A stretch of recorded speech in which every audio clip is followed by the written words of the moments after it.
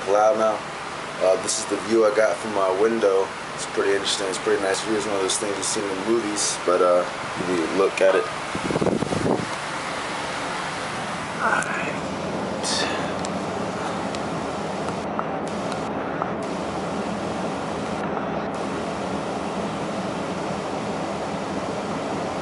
All in front of them there's a big coral reef. You can't see it, but there's a big coral reef. It's just so nice.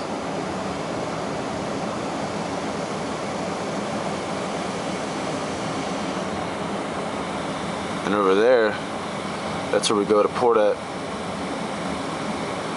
Takes about 10 minutes max maybe. Then we got a high-speed boat that comes and picks us up. A lot of dive spots here. This is number 1 and number 2 in the world, and it's pretty crazy. It's pretty crazy.